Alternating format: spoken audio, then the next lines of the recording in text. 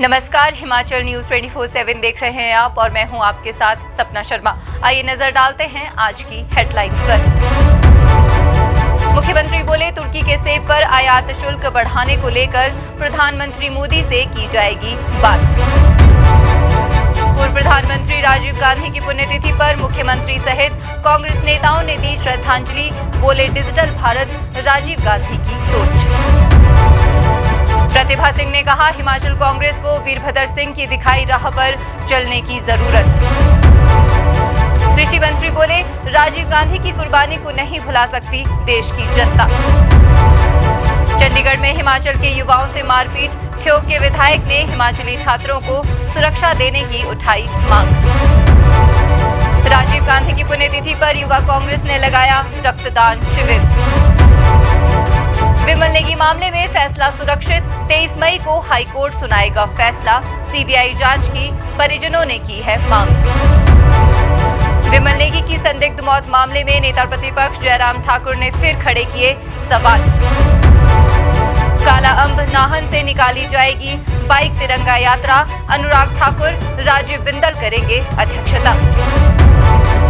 कांग्रेस कार्यालय में राजीव गांधी की तस्वीर पर किए पुष्प अर्पित, उनके देश हित में किए गए कार्यों को किया याद। शिमला जिला के कोटखाई के रतनाड़ी गांव में 3 युवकों ने पेश की मानवता की मिसाल। डिलिमिटेशन पर राजेंद्र राणा का सरकार पर तीखा हमला। बोले, बाड़बंदी का कोई सिर पैर नहीं, जनता में भारी रोष। नूरपुर कंडवाल टोल प्लाजा पर हिमाचल की गाड़ियों से टोल वसूली को लेकर गरमाया विवाद।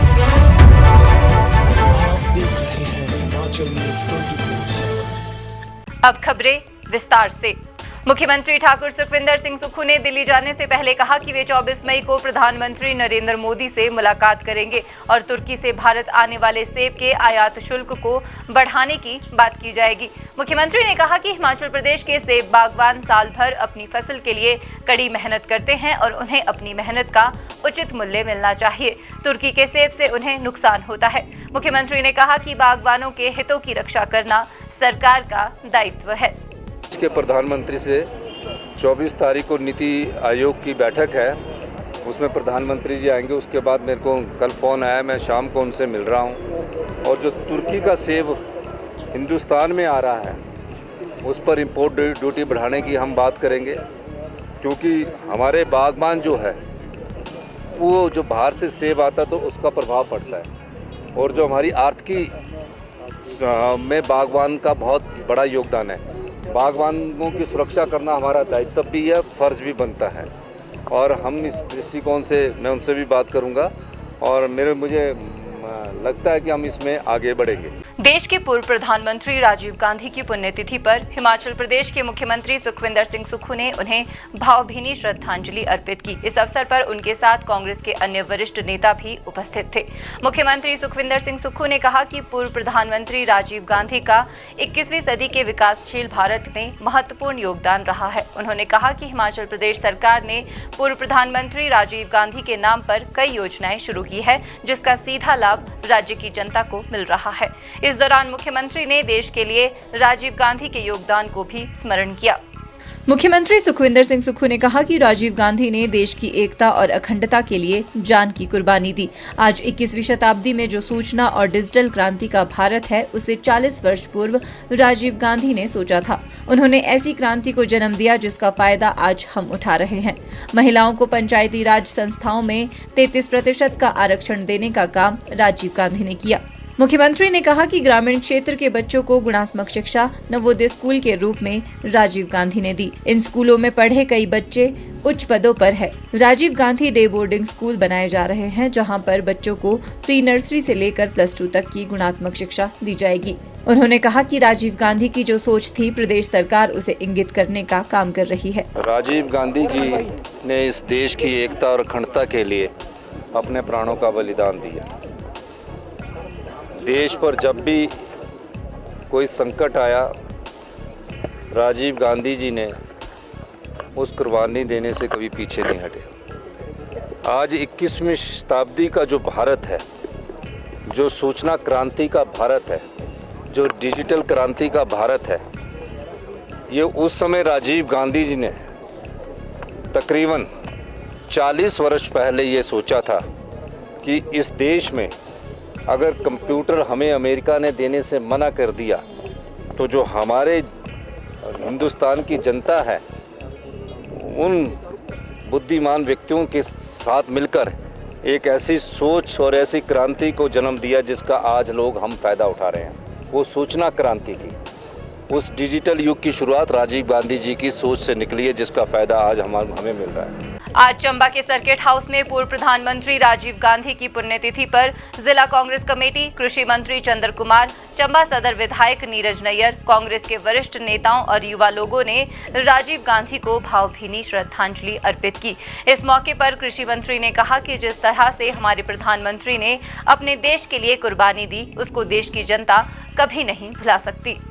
कृषि मंत्री चंद्र कुमार ने कहा कि राजीव गांधी ने अपने कार्यकाल के दौरान जितने भी देश हित में कार्य किए हैं उनको आज भी हमारे देश की जनता याद करती है। इस मौके पर कृषि मंत्री चंद्र कुमार के साथ पार्टी के अन्य कार्यकर्ताओं ने रघुपति राघव राजाराम के वैदिक श्लोक के साथ कार्यक्रम की शुरुआत की। इस दौरान कृषि मंत्री और चंबा सदर के विधायक नीरज नैयर ने चंबा सर्किट हाउस में राजीव गांधी की तस्वीर पर पुष्प भी अर्पित किए। राजीव गांधी की पुण्यतिथि के ऊपर हमारे जहाँ के सभी कांग्रेस के सक्रिय कार्यकर्ता और माननीय हमारे जहाँ के एमएलए साहबान सभी ने श्रद्धा सुमन जो है वो भेंट किए और आज का दिन जो है इसको सद्भावना दिवस के रूप में जो है वो किया जाता है। और हमारे जो स्वर्गीय प्रधानमंत्री राजीव गांधी वो उन्हें बड़ा कम समय मिला देश की सेवा करने में, लगभग 2 साल।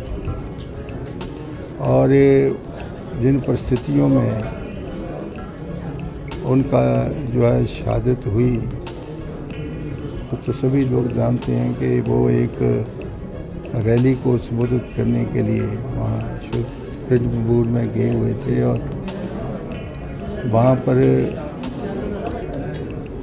एक हमारे ही अपने कुछ लोगों ने एक मानव बम के रूप में जो है वो आकर के वो मिलने के लिए गया क्योंकि वो सभी से मिल लेते थे और उससे जो है वो उनकी वहाँ पर हत्या हो गई।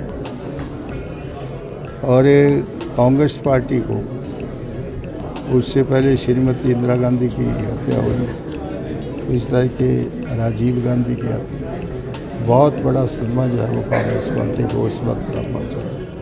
पूर्व प्रधानमंत्री राजीव गांधी की पुण्यतिथि पर कांग्रेस कार्यालय राजीव भवन में उन्हें याद किया गया। इस मौके पर कांग्रेस प्रदेश अध्यक्ष प्रतिभा सिंह, विधायक कुलदीप सिंह राठौर, शिमला नगर निगम के महापौर, उप महापौर और अन्य नेताओं ने राजीव गांधी की फोटो पर पुष्प अर्पित किए और उनके पद चिन्हों पर चलने का प्रण लिया।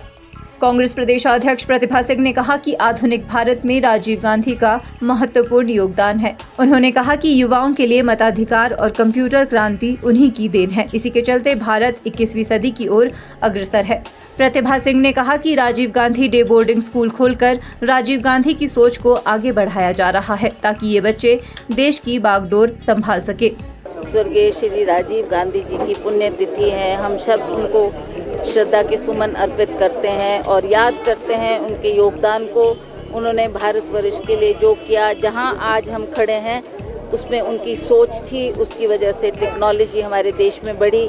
हमारे युवाओं के लिए उन्होंने आगे लाने के लिए आप देखेंगे अभी भी राजीव गांधी के नाम से जो डे बोर्डिंग स्कूल चल रहे हैं वो उनकी सोच थी। वो चाहते थे हम बच्चों को अच्छी शिक्षा दें ताकि वो देश की बागडोर को संभाले और अच्छे पदों पर पहुँचे। वो उनकी वजह से आज हम उनका सपना साकार हुए देख रहे हैं। उसी तरह से जो हमारी महिलाएं हैं, महिलाओं के प्रति भी राजीव जी का बहुत बड़ा योगदान है।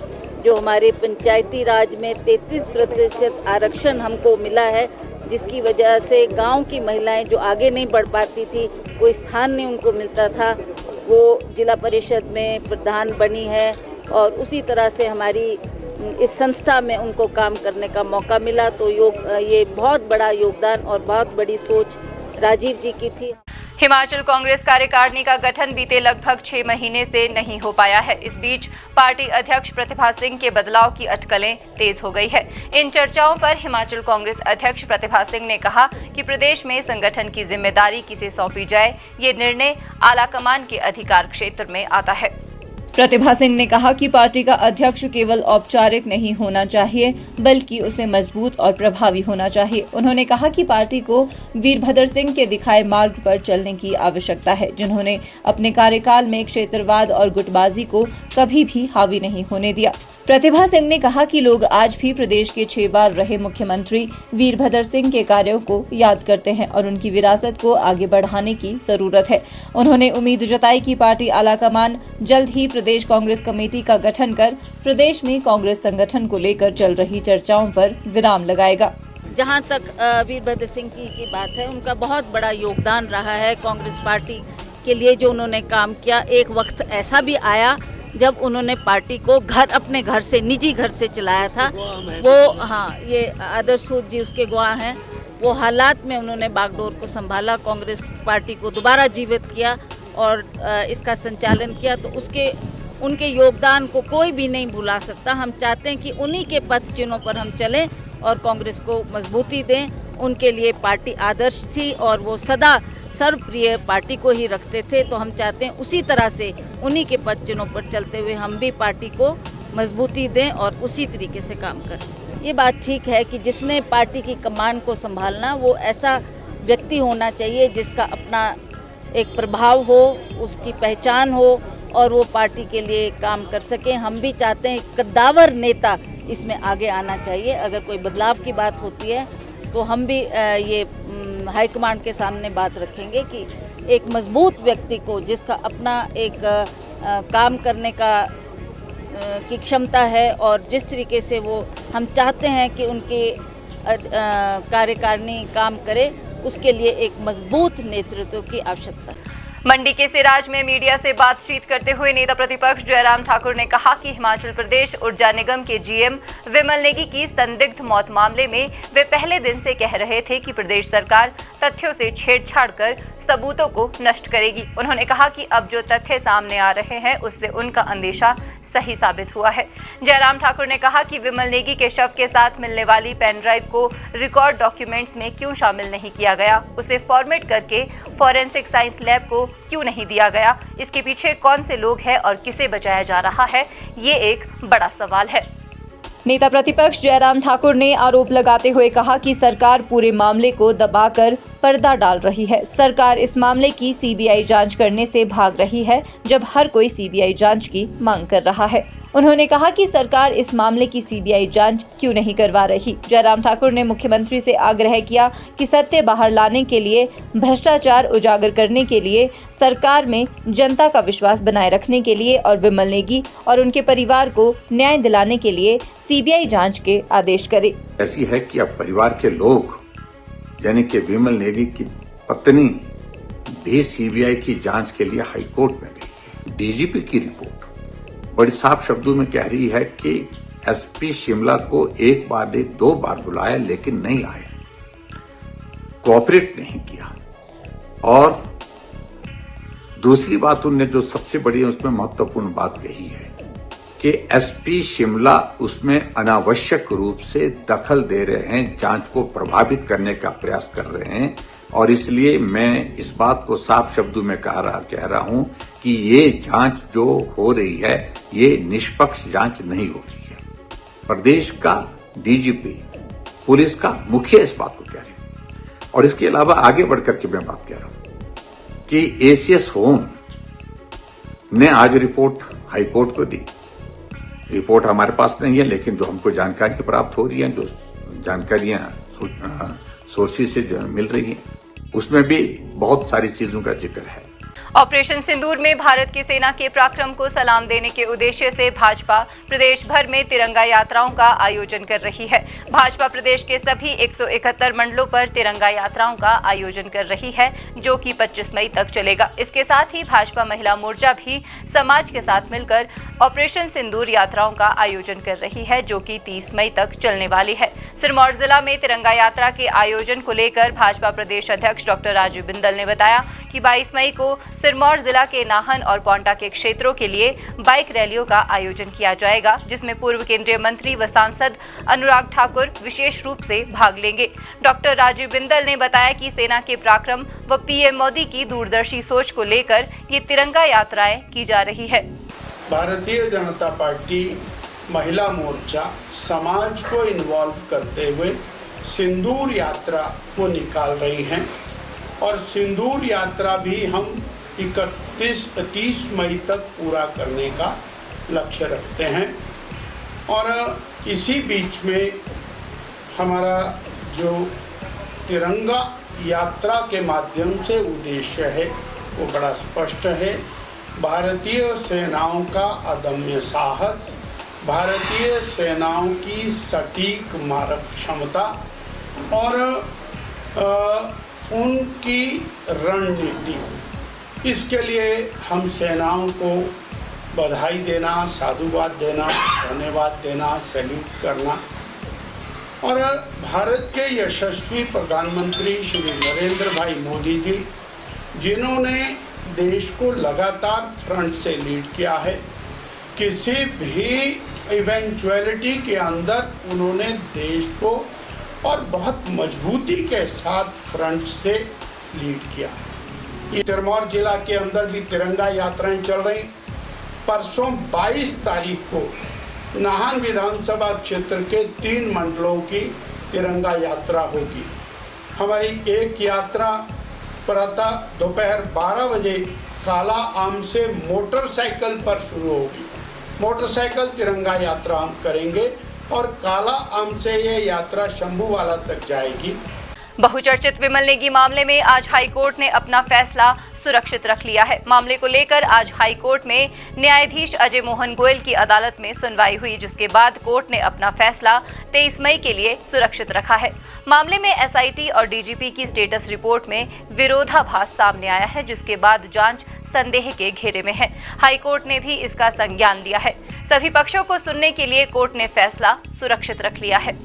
विमल नेगी मामले में कोर्ट ने फैसला सुरक्षित रखा है। विमल नेगी की पत्नी के अधिवक्ता आर.के. बावा ने कहा कि मामले के तथ्यों के साथ छेड़छाड़ हुई है और पुलिस की जांच भी अलग अलग है। ऐसे में परिवार ने सीबीआई जांच की मांग की है। विमल नेगी जो डिसीज थे, उनकी वाइफ किरण नेगी ने हाईकोर्ट में एक पिटीशन कर रखी है।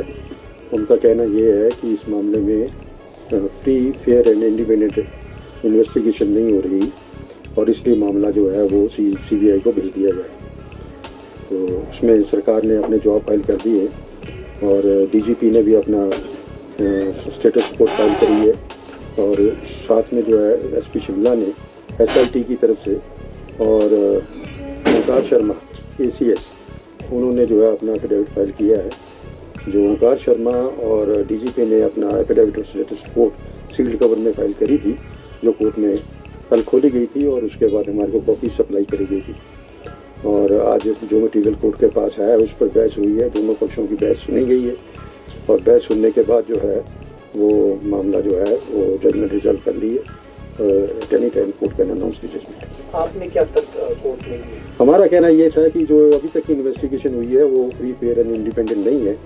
एंड हमारा तो यहाँ तक था कि there are material on record जहाँ पर ये कहा जा रहा है कि भाई जो एविडेंस है वो टेम्पर्ड भी हुआ है और जो एविडेंसेस है वो जो बड़े क्रूशल एविडेंसेस थे वो अच्छी तरह से प्रिजर्व नहीं किए गए और इन्वेस्टिगेशन जो है वो बिल्कुल राइट डायरेक्शन पे नहीं है। एंड जो रिपोर्ट है डीजीपी का जो एफिडेविट था उसमें भी ये चीज़ें जो है हाईलाइट हुई हैं।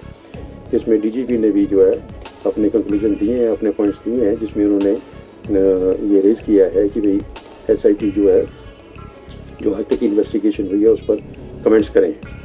और एसीएस ने भी अपना एफिडेविट दिया है। एसीएस की रिपोर्ट भी कोर्ट ने जो है वो मंगवा ली थी और कोर्ट ने उसको देखा है और ACS की रिपोर्ट हमारे को सप्लाई नहीं हुई, लेकिन उसमें ये कहा गया कि भाई आज के भाई जजमेंट अनाउंस करने के बाद जो है that report will made part of the record and then we can get the puppy also. और जहाँ तक सवाल पैदा होता है कि भाई मामला जो है वो राइटली इन्वेस्टिगेट हो रहा है, फेयर हो रहा है, फ्री हो रहा है या इंडिपेंडेंट हो रहा है या नहीं हो रहा है, on the basis of the material और रिकॉर्ड कोर्ट अपनी ओपिनियन बनाएगी और जजमेंट देगी। पूर्व विधायक राजेंद्र राणा ने जिला परिषद वार्डों की नई डिलिमिटेशन प्रक्रिया पर तीखा तंज कसते हुए इसे पूरी तरह से अव्यवस्थित और राजनीति से प्रेरित करार दिया। उन्होंने कहा कि हमीरपुर जिले में जो हाल ही में जिला परिषद की बाड़बंदी की गई है वे बेहद गलत तरीके से हुई है और इसके पीछे सरकार की लापरवाही व राजनीतिक मंशा स्पष्ट झलकती है। राणा ने आरोप लगाया कि इतिहास में कभी ऐसी डिलिमिटेशन देखने को नहीं मिली जैसी इस बार की गई है। उन्होंने बताया कि बघेड़ा वार्ड को भोरंज में जोड़ दिया गया, जबकि टोनी देवी क्षेत्र को किसी अन्य स्थान में मिला दिया गया है। उन्होंने व्यंग्य कसते हुए कहा कि एक वार्ड से दूसरे वार्ड तक पहुंचने के लिए अब शायद फ्लाईओवर या हवाई मार्ग की जरूरत पड़ेगी।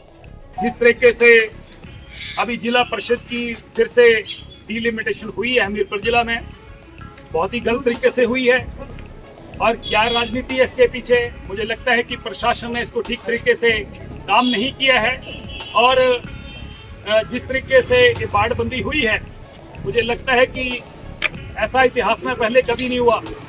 ये बघेड़ा वार्ड के लोग जो है जाके भोरंज के साथ मिला दिए, बीच में टोनी देवी वाला एरिया वो किसी और के साथ मिला दिया। मुझे लगता है कि एक वार्ड को दूसरे वार्ड से मिलने के लिए फ्लाईओवर या बाई एयर का इस्तेमाल करना पड़ेगा। देश के पूर्व प्रधानमंत्री राजीव गांधी की पुण्यतिथि पर हिमाचल प्रदेश कांग्रेस कार्यालय राजीव भवन में युवा कांग्रेस ने रक्तदान शिविर का आयोजन किया। इस मौके पर कांग्रेस कार्यकर्ताओं द्वारा प्रदेश भर में रक्तदान शिविर और वृद्ध आश्रम में फल वितरण कार्यक्रम आयोजित किए गए। युवा कांग्रेस के प्रदेशाध्यक्ष छत्र सिंह ने कहा कि पूर्व प्रधानमंत्री राजीव गांधी का 21वीं सदी के विकासशील भारत में महत्वपूर्ण योगदान है।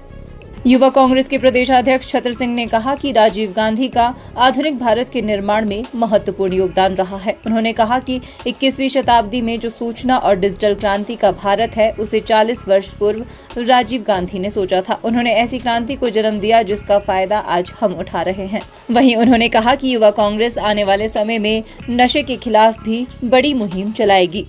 नूरपुर कंडवाल टोल प्लाजा पर हिमाचल टू हिमाचल गाड़ियों से टोल वसूली को लेकर विवाद गहराता जा रहा है। इस मुद्दे को लेकर कंडवाल पंचायत के प्रधान नरेंद्र और अंतर्राष्ट्रीय मानव अधिकार मंच के अध्यक्ष राजेश पठानिया के नेतृत्व में एक प्रतिनिधि मंडल ने excise and state taxation deputy commissioner Pritpal Singh से मुलाकात की। उन्होंने टोल प्लाजा से हो रही परेशानियों की जानकारी उन्हें दी।